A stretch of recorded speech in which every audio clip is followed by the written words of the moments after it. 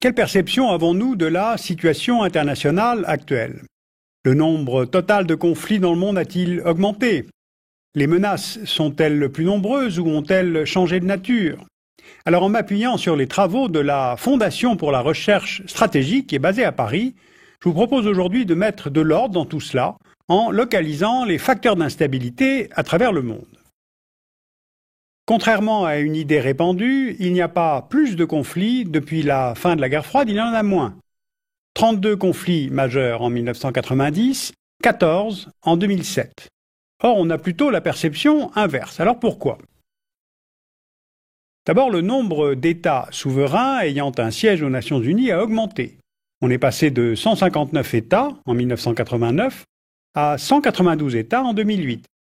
Ce qui accroît d'autant les facteurs de tension. On l'a vu avec la Yougoslavie et on le voit aujourd'hui avec la Géorgie.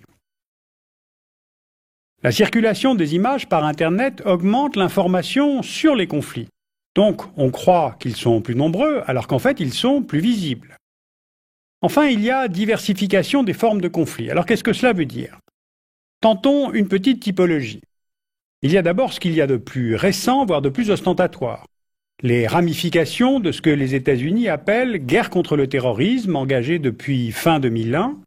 Cette guerre a conduit à des opérations militaires majeures en Afghanistan puis en Irak, mais aussi à des opérations ponctuelles en Somalie ou au Pakistan, entraînant des déstabilisations régionales.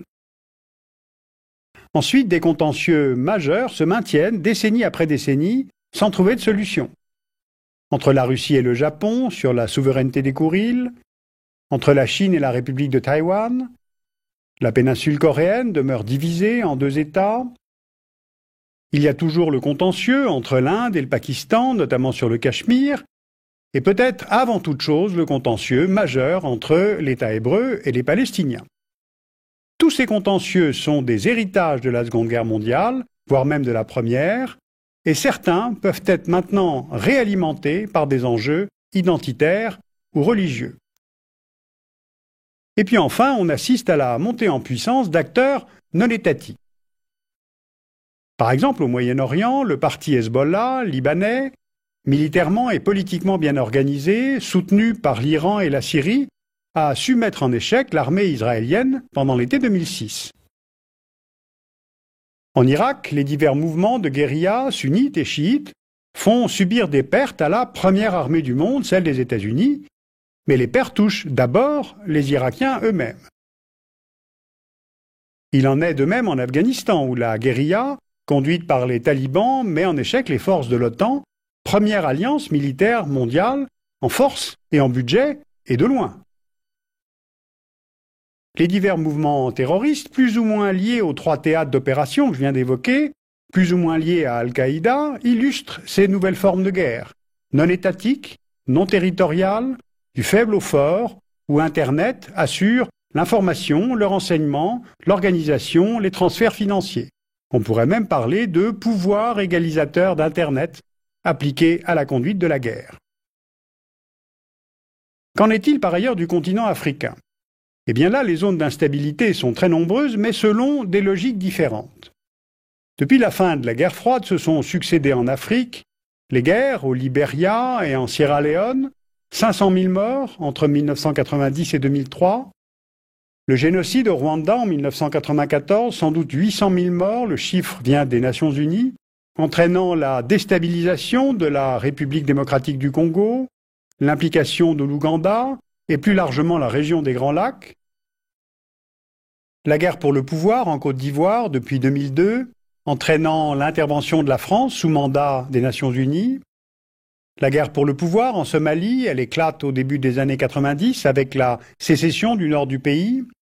Les instabilités internes en Somalie n'ont pas cessé depuis, avec des répercussions pour l'ensemble de la région. Début 2007, des combats opposaient les tribunaux islamiques à l'armée éthiopienne, soutenue par les États-Unis. Et puis il y a les conflits internes au Soudan, d'abord entre le nord et le sud du pays, puis entre le gouvernement de Khartoum et la province du Darfour à partir de 2003. Alors à partir de tous ces constats, que faut-il retenir? En Afrique, les victimes sont moins les militaires que les civils qui sont les plus touchés. Deuxièmement, ces conflits ne sont pas nécessairement liés aux séquelles des décolonisations. Troisièmement, ces chaos sont dus à plusieurs facteurs. Contrôle insuffisant de l'État sur son propre territoire, mauvaise gouvernance, corruption et des élites qui refusent de céder le pouvoir, comme au Congo, au Gabon, au Nigeria, au Tchad, au Zimbabwe, en Algérie, d'où des tensions internes très fortes. Pour finir, évoquons un dernier facteur de déstabilisation du paysage international actuel, la prolifération nucléaire. Près de 20 ans après la fin de la guerre froide, quelques 10 000 armes nucléaires sont déployées dans le monde. Elles sont majoritairement russes et américaines, suivies par les 3 autres membres permanents du Conseil de sécurité des Nations Unies, la France, le Royaume-Uni et la Chine. Ce type d'armes confère à ceux qui les détiennent la capacité à sanctuariser leur territoire, et de fait, depuis 50 ans, la dissuasion a plutôt bien fonctionné. Mais pourquoi ces 5 États et aucun autre, puisque la dissuasion fonctionne si bien? Eh bien, c'est là la question centrale qu'un État est amené à se poser quand il réfléchit à sa sécurité nationale. Pourquoi en effet ne pas se doter d'une capacité nucléaire minimale visant à interdire toute agression venant de l'extérieur? Un traité de non-prolifération nucléaire, le TNP, a été signé en 1968 pour éviter justement que d'autres États que ces 5-là ne se dotent de l'arme atomique. La plupart des États dans le monde ont signé ce traité et s'y tiennent, mais d'autres, comme l'Inde, le Pakistan, Israël, ne l'ont jamais signé et ont rejoint progressivement le club nucléaire. D'autres encore ont abandonné leur programme nucléaire, comme l'Afrique du Sud, en 1993, le Brésil en 1997, tout récemment la Libye en 2003, chacun de ces États y renonçant pour des mobiles tout à fait spécifiques. Mais en sens inverse, on note ces dernières années la volonté probable de l'Iran de se doter d'une capacité nucléaire militaire, la Corée du Nord, qui d'ailleurs s'est retirée du TNP en 2003, a procédé à un essai en 2006, et on sait que ces pays ont profité de transferts de technologies nucléaires venant notamment du Pakistan et de la Chine. Pour les États détenteurs, le nucléaire militaire est vu comme une garantie pour la sécurité nationale et un puissant outil d'influence. Mais pour l'immense majorité des États dans le monde, la prolifération nucléaire est perçue comme une menace à la stabilité internationale, surtout lorsqu'elle est le fait d'États soupçonnés de vouloir étendre leur influence, ou d'États conduits par des dictatures, ce qui est parfois tout de même la même chose. Alors que peut-on retenir de ce paysage mondial? Eh bien, demeurent de vieux contentieux, souvent hérités de 1945, beaucoup de conflits pour le pouvoir ou pour les richesses minières sur le continent africain, moins de conflits interétatiques alors que le nombre d'États souverains est plus important qu'il y a 20 ans, moins de conflits, mais avec une médiatisation qui augmente, ce dont profite d'ailleurs le terrorisme. Les guerres frappent de plus en plus les civils et de moins en moins les militaires, et les mobiles de ces conflits en fait évoluent peu, mais les ressources ou l'environnement créent de nouveaux facteurs de tension. Enfin, dernière remarque, les guerres sont de plus en plus courtes.